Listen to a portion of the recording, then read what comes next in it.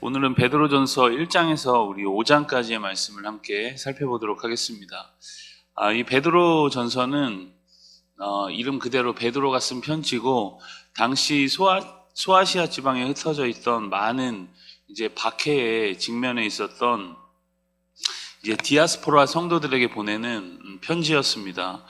베드로는 그들에게 구원의 소망을 잃지 말고 이제 소망 중에도 인내할 것을 권면하고 있죠. 뿐만 아니라 이 현실 세계를 살아가는 성도들에게 사회와 그리고 가정 그리고 여러 인간관계 속에서 가져야 될 합당한 태도와 삶의 의무를 구체적으로 이야기해 줍니다. 우리 먼저 1장으로 가시면 여는 서신과 다름없이 베드로가 이제 인사로 시작하죠. 수신자들을 향해 나그네라는 표현을 쓰고 있습니다. 그리고 그들을 이제 택하심 받은 자들이라고 이제 확신의 어조로 호칭을 하고 있죠. 바울의 서신과 같이 이제 그들로 하여금 은혜와 평강을 기원하면서 편지가 시작됩니다. 이어서 3절부터는 이 산 소망 되신 예수 그리스도에 대해서 이야기를 하고 있습니다.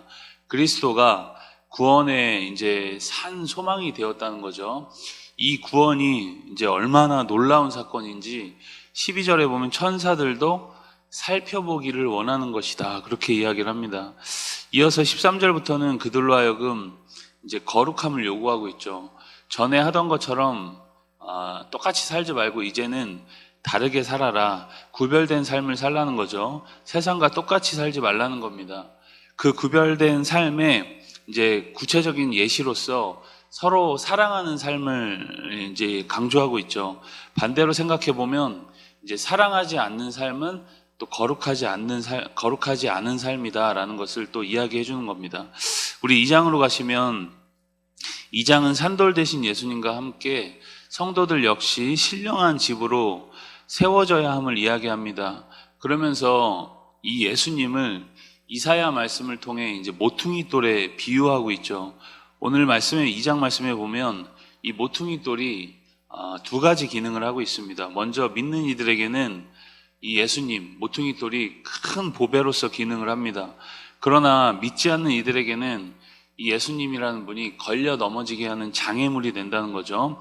신자들에게는 예수님이 말로 표현할 수 없는 감사의 이유가 됩니다. 그 무엇과도 바꿀 수 없는 분이 예수님이 소중한 분이시지만, 믿지 않는 이들에게는 예수님이 어떤 심판의 기준이 된다는 거죠. 걸려 넘어지게 하는 장애물이 된다는 겁니다.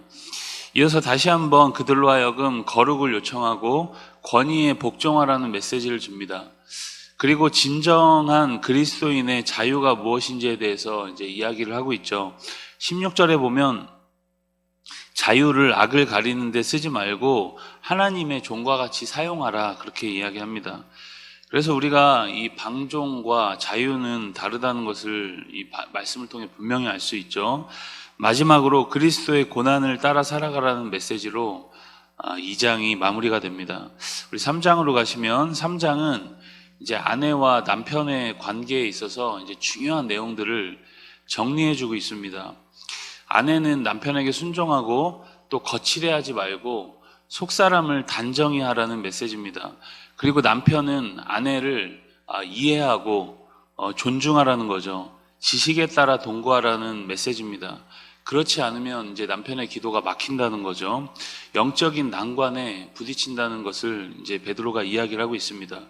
이렇게 여러분, 남자와 여자는 동등한 인격체로 지어지긴 했지만 각자의 삶의 미덕은 조금씩 차이가 있다는 거죠. 이러한 차이를 이해하는 것이 이 남녀관계, 부부관계의 핵심이라는 겁니다. 이어서 구체적으로 이제 삶의 중요한 지침들을 주고 있습니다. 서로 사랑하라는 메시지, 그리고 선을 위해서 받는 고난 등에 대해서 이제 3장에서 설명을 하고 있습니다. 우리 4장으로 가시면 그리스도인으로서 이 음란과 정욕과 술 취함과 같이 방탕하고 무절제한 삶에 대해서 경계하고 있습니다. 그러면서 이 베드로가 만물의 마지막이 가까이 왔으므로 정신을 차리고 근신하여 기도하라, 그렇게 이야기를 합니다. 그리고 무엇보다 뜨겁게 사랑하라고 권면하고 있죠. 여러분, 이 시대를 우리가 보면은 참 사랑이 많이 식었다라는 생각이 드는 시대죠. 정도 많이 없고 사랑이 없는 시대죠. 상대방에 대해서 우리가 굉장히 분석적이고 날카롭고 이제 냉철하게 판단을 합니다. 어떤 면에서 보면 굉장히 이기적인 마음들도 우리 가운데 많이 있죠. 이런 시대적 분위기 속에서 반목과 갈등과 분열이 이제 대세가 되어버린 사랑 없는 시대에 우리가 살아가고 있습니다. 그러나 오늘 말씀은 만물의 마지막이 가까이 왔으니 근신하여 기도하며 뜨겁게 사랑하라고 이야기를 합니다. 그 사랑이 허다한 죄를 덮는다는 거죠. 이미 그러한 사랑을 예수님께서 우리에게 나타내 보여주셨습니다. 우리가 이미 죄인 되었을 때 우리를 위하여 자신을 내어주시는 그런 참 사랑을 실천하셨던 것이죠. 그러면서 베드로는 선한 청지기의 자세로서 주장하는 삶이 아니라 이제 봉사하는 삶을 살라, 그러한 메시지로 이제 4장을 채웁니다. 우리 마지막 5장은 이제 장로들에게 맡겨진 양무리를 잘 돌보라는 권면으로 시작해서 끝인사로 마쳐집니다.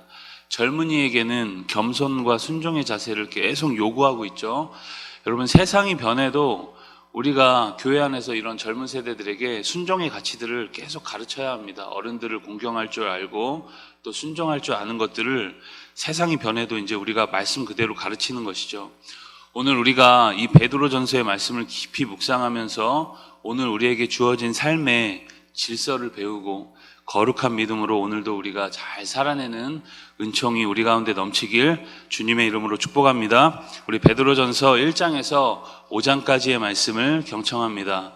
주의 말씀은 내 발의 등이요 내 길의 빛이니이다.